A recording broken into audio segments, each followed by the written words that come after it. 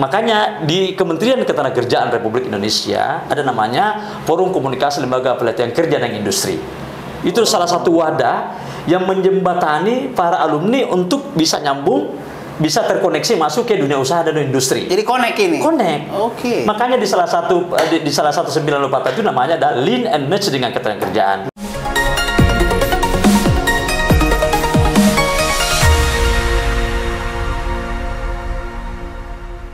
Bincang tipis-tipis kembali menjumpai Anda bersama saya Herman Tale Daulay di channel Tale Tries Info. Di channel ini beragam isu yang menjadi perhatian publik dan narasumber yang kita hadirkan untuk membahas isu tersebut akan kita iris-iris menjadi tipis-tipis. Mengingat pentingnya keberadaan Balai Latihan Kerja untuk memenuhi kebutuhan industri, pada tayangan ini kita menghadirkan narasumber Bapak Arsad. Beliau ini Kepala Balai Pelatihan Vokasi dan Produktivitas Banyuwangi, Jawa Timur. Ya. Iya kan? Dulu namanya BLK. Ini apa semangat pertukaran nama ini? Apakah kata seperti William Shakespeare dari Inggris itu, apalah arti sebuah nama? Apa betul-betul coba dulu iris tipis-tipis dulu Pak. Baik. Apa semangat yang melatar belakangi pertukaran nama dari BLK ke Balai Pelatihan Vokasi dan Produktivitas Banyuwangi ini? Baik, terima kasih Bang Emang. Saya mengawali dengan ucapan Assalamualaikum warahmatullahi wabarakatuh. Waalaikumsalam. Selamat pagi dan salam sejahtera untuk kita semua. Salam, Om Swastiastu, Namo Buddhaya, salam kebajikan. Izin Pak Emang, saya menyapa Pak Menteri, Pak Wamen dan Pak Dirjen kami. Ya. Pak Menteri Ketenagakerjaan Republik Indonesia, Pak Profesor Yasirli, kemudian Pak Wakil Menteri Ketenagakerjaan Republik Indonesia, Pak Inul yang sangat luar biasa. Ya, Bung Noel. Dan Bung Noel yang sangat luar biasa, dan Pak Dirjen Bina Lavotas, Pak Agung Nur Rahmat yang selama ini memberikan bimbingan kepada kami untuk melaksanakan kebijakan-kebijakan strategis khususnya di Balai Pelatihan Vokasi dan Produktivitas Banyuwangi. Pada bincang tipis-tipis hari ini saya ingin menyampaikan beberapa hal terkait dengan apa yang disampaikan oleh Bang Emang dalam kesempatan ini, terkait dengan apa yang menyemangati, apa yang menginspirasi sehingga dilakukan perubahan atau transformasi dari Balai Latihan Kerja menjadi Balai Pelatihan Vokasi dan Produktivitas. Perlu saya menyampaikan kepada seluruh pemirsa bahwa BLK di bawah naungan Kementerian Ketenagakerjaan Republik Indonesia di seluruh kawasan Nusantara, Bang Emang, itu sebanyak 21. 21 BLK. Dan itu telah bertransformasi semuanya dari BLK menjadi Balai Pelatihan Vokasi dan Produktivitas. Itu dilandasi dengan salah satu keputusan Menteri yang sangat strategis. Itu keputusan Menteri nomor 38 tahun 2022 tentang 9 lompatan Kementerian Ketenagakerjaan Republik Indonesia.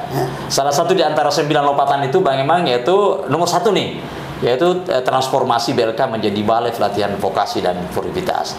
Dan sejak tahun 2022 Bang Emang itu semua sudah bertransformasi. Tidak ada lagi istilah-istilah BLK di Kementerian Ketenagakerjaan Republik Indonesia yang sebanyak 21, semua berubah menjadi Balai Pelatihan Vokasi dan Produktivitas. Nah, tadi Bang Emang menanyakan apa yang melatar belakangi, apa yang menyemangati, apa yang menjadi inspirasi para pengambil kebijakan strategis di Kementerian Ketenagakerjaan Republik Indonesia pada saat itu sehingga dilakukan transformasi. Salah satu di antaranya adalah untuk memenuhi kebutuhan kerja, kebutuhan industri yang sangat cepat berkembang saat ini. Nah, kalau kita melihat ini tidak menyinggung ya, kan BLK ini banyak nih. Dulu ya, ada BLK milik pemerintah daerah kabupaten, ada BLK milik pemerintah provinsi, dan bahkan ada BLK di bawah naungan Kementerian Ketenagakerjaan Republik Indonesia. Khusus untuk di bawah naungan Kementerian Ketenagakerjaan, seperti yang saya sampaikan tadi, telah bertransformasi menjadi Balai Pelatihan Vokasi dan Produktivitas. Nah, yang melandasi adalah agar seluruh peserta pelatihan yang kita latih atau pencari kerja yang kita siapkan itu relevan dengan dunia industri, dunia pasar kerja yang begitu cepat berkembang saat ini, sehingga seluruh pencari kerja selain memiliki skill, mereka juga memiliki dilatih dan dididik dalam hal pelatihan vokasi. Tujuannya diberikan pelatihan vokasi adalah dalam rangka untuk mengadaptasi Pencari kerja itu proses melakukan adaptasi yang relevan dengan perkembangan dunia usaha, dunia kerja yang begitu cepat berkembang saat ini. Jadi selain mereka dimiliki skill, diberikan keterampilan, juga diberikan pelatihan vokasi agar tidak stagnan. Jadi keterampilan dan keahlian mereka miliki itu tidak stagnan, tapi diberikan namanya pelatihan vokasi. Bahkan bukan cuma pelatihan vokasi aja, Pak Imam, peningkatan produktivitas. Makanya di situ perubahan BLK menjadi BPP itu artinya Balai Pelatihan Vokasi dan Produktivitas. Itu Bang Emang itu. Ya. Kita iris tipis-tipis lebih. Betul ya. Tipis lagi. Ya. Ada diksi di situ vokasi dan produktivitas. Kita mulai dari vokasi. Belakangan ini kan di beberapa kabupaten ada namanya kawasan industri. Kawasan industri, betul. Iya kan? Berarti pelatihannya sesuai dengan kebutuhan manufaktur. Betul. Jangan lagi asal ada program BLK yang dilatih nanti masih di bidang pertanian. Bukan salah berarti bidang pertanian, tapi kan sesuai dengan maunya pasar, trennya pasar. Itu gimana Bapak menjelaskan itu? Nah, itu substansi dari pelatihan vokasi itu. Agar para peserta pelatihan yang kita cetak ya, seluruh peserta pelatihan yang kita cetak betul-betul memiliki keterampilan dan keahlian sesuai dengan perkembangan zaman, sesuai dengan perkembangan industri, sesuai dengan perkembangan digitalisasi, sesuai dengan perkembangan industrialisasi yang begitu cepat berkembang saat ini. Sehingga seluruh peserta pelatihan yang dilaksanakan di seluruh balai ya sebanyak 21 itu sesuai dengan perkembangan dalam wilayah-wilayah tertentu. Itulah substansi dari pelatihan vokasi. Sehingga yang kita cetak adalah peserta yang kita akan latih adalah peserta yang akan diterima di dunia industri. Kenapa? Karena skill dan keterampilan yang mereka miliki itu sudah relevan dengan perkembangan pasar kerja, itu sudah sesuai dengan perkembangan dunia kerja, itu sudah sesuai dengan perkembangan dunia industrialisasi yang begitu cepat berkembang saat ini. Nah, itu. Selain itu, Bang Emang, di balai kan ada pelatihan reguler nih yang dilaksanakan berbagai macam keahlian. Yang paling menarik tahun 2020 Mei ini ada program Pak Menteri, pimpinan kita Pak Wamin itu akan menciptakan 1 juta peserta pelatihan. Kebangkitan itu ya? Ya, itu pengembangan. Karena Pak Menteri dan Pak Wamen punya komitmen yang kuat untuk menciptakan peserta pelatihan pencari kerja di tahun 2025 ini sebanyak 1 juta orang. Nah, untuk mencapai target itu salah satu di antara indikator yang bisa kita lakukan adalah memperbanyak pelatihan TMT. TMT itu adalah pelatihan yang kita laksanakan di masyarakat. Itu berdasarkan dengan usulan dan kebutuhan industri yang begitu cepat berkembang di tengah proaktif. Jadi mereka bukan datang ke tempat atau tim Bapak yang ke masyarakat yang proaktif. Jadi TMT itu adalah kegiatan pelatihan yang dilaksanakan di industri berdasarkan dengan usulan mereka di seluruh kejuruan apa saja.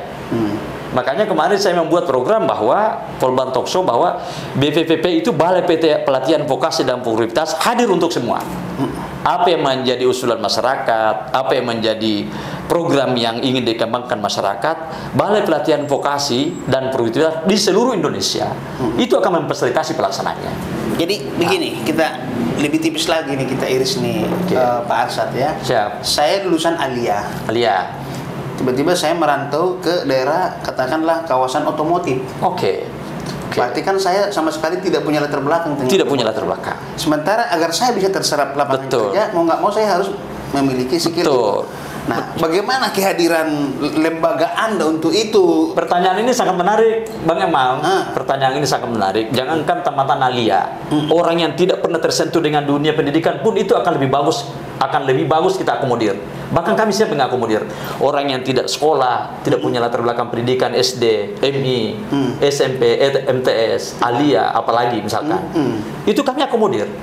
Karena kami punya orientasi adalah ini pelatihan berbasis masyarakat tanpa mengenal latar belakang pendidikan.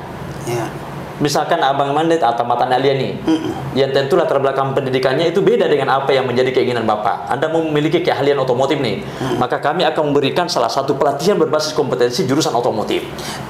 Pertanyaan saya berikutnya, instruktur lembaga Bapak gimana? Kan mereka ada yang tadi pabrik, ada yang lain. Nah ini Betul. kan nggak harus lebih hebat juga dong. Ya, instrukturnya itu, pelatihnya itu. Semua struktur, semua balai, ya, semua balai pelatihan vokasi itu memiliki struktur di seluruh kejuruan, termasuk yang Bang Iman tadi sampaikan bahwa saya ini latar belakang alia, tidak punya kepengetahuan otomotif, tapi saya berada di tempat yang begitu banyak mengembangkan otomotif. Nah, Bapak bisa kami latih, atau orang yang Bapak rekomendasikan untuk kami latih, dan kami punya struktur siap untuk itu. Makanya Pak Menteri itu selalu mengatakan bahwa struktur-struktur yang ada di bawah Kementerian Ketenagakerjaan Republik Indonesia harus diupdate pengetahuannya. Ya, karena kenapa? Karena struktur memiliki peran yang sangat strategis untuk menciptakan pencari kerja yang memiliki kompeten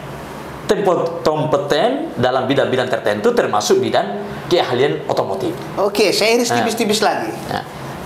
Bapak jangan biarkan saya nganggur dong. Setelah saya nanti ikut di pelatihan Bapak ada kerja sama sih dengan industrinya, biar nanti saya punya si Daula ini yang jago banget ngerakit. Setuju. Baut nih gitu ya. Kan? Nah, Bapak ada nggak sinergi dengan perusahaan-perusahaan? Nah ini saya ingin menyampaikan kembali nih, dari 9 lompatan Permenaker 38 tahun 2022 itu, selain transformasi BLK menjadi BPPB, Bang, ada juga salah satu item yang paling penting, yaitu lean and match dengan ketenagakerjaan. Jadi ada salah satu dari 9 lompatan itu namanya lean and match dengan ketenagakerjaan. Apa yang kita latih hari ini misalkan? Kita bicara otomotif nih. Bapak ini punya keahlian di bidang otomotif. Maka kami akan sambungkan dunia usaha, dunia industri yang berkaitan dengan otomotif. Makanya di Kementerian Ketenagakerjaan Republik Indonesia ada namanya Forum Komunikasi Lembaga Pelatihan Kerja dan Industri. Itu salah satu wadah yang menjembatani para alumni untuk bisa nyambung, bisa terkoneksi masuk ke dunia usaha dan industri. Jadi connect ini. Connect. Oke. Makanya di salah satu 9 lompatan itu namanya ada lean and match dengan ketenagakerjaan. Peserta yang kita latih hari ini dengan berbagai macam kejuruan itu kita sambungkan ke dunia usaha dan dunia industri. Itu salah satu indikator. Oke. Nah, yang kedua adalah selain Forum Komunikasi Lembaga Pelatihan Kerja dan Industri, kita juga saat ini memiliki namanya Jala Vokasi. Salah satu instrumen ya namanya Wadah Jala Vokasi, Jaringan Alumni Pelatihan Vokasi. Seluruh alumni pelatihan vokasi yang dicetak oleh Kementerian Ketenagakerjaan melalui balai-balai pelatihan vokasi dan produktivitas itu akan terhimpun dalam satu wadah namanya Jala Vokasi, Jaringan Alumni Pelatihan Vokasi. Makanya kemarin Bang, saya melakukan pertemuan segi empat pilar nih.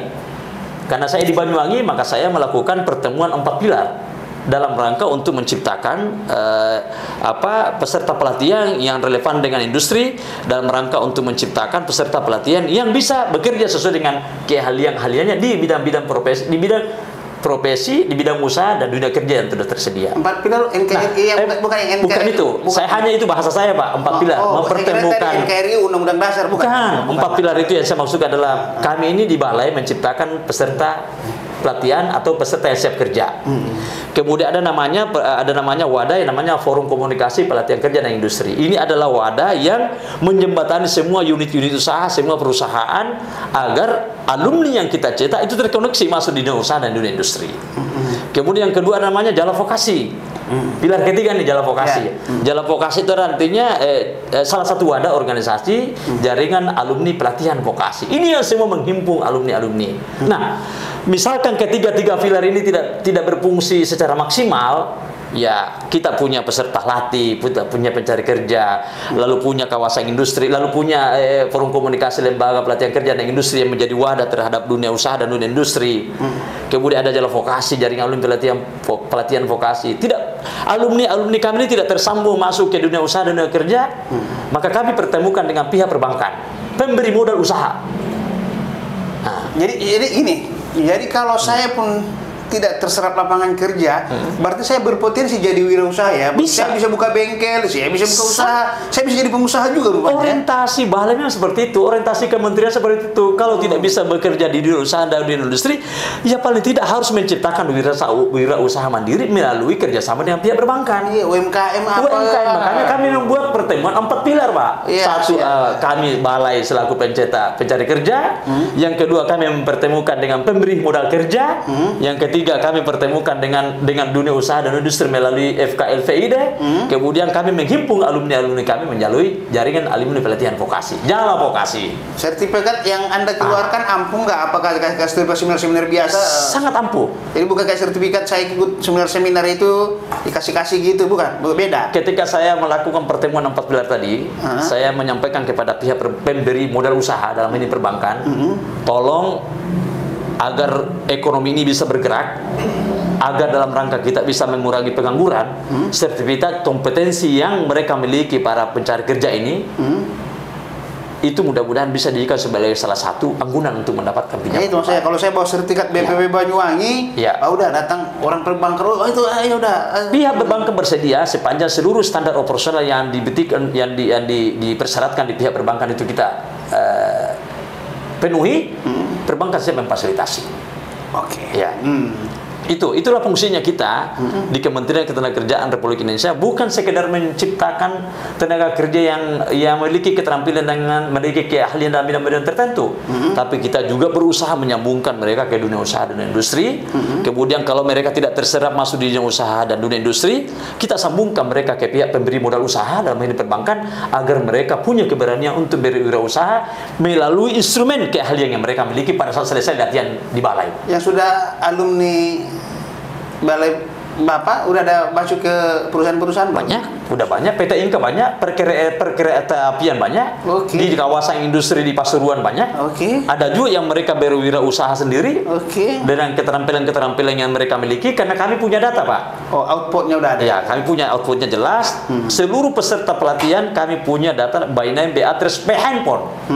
Hanya yang belum terkoneksi secara keseluruhan ini adalah kebekerjaan mereka, karena alumni-alumni yang telah bekerja itu belum memberikan akses informasi kepada kami secara keseluruhan, sehingga kita belum bisa mendata secara keseluruhan alumni-alumni yang sudah bekerja. Tapi ini sedang berproses. Ada juga wadah berkumpul mereka yang saling tukar informasi. Ada. Makanya itulah fungsinya jalan vokasi, jaringan alumni pelatihan vokasi, agar saling memberi informasi terkait dengan peluang-peluang pekerja, baik yang telah bekerja maupun yang belum mendapatkan pekerjaan. Itu tadi masalah vokasi. Terakhir masalah produktivitas. Produktivitas. Berarti kan alumni itu harus lebih produktif dari yang lain-lain. Nah, bagaimana Anda menjelaskan? Nah, seluruh alumni yang kita cetak, seluruh alumni yang telah memiliki kompetensi, memiliki skill dalam keahlian dalam bidang-bidang tertentu, setelah mereka bekerja atau setelah mereka menciptakan wirausaha sendiri, di program Kementerian Ketenagakerjaan ada namanya peningkatan produktivitas.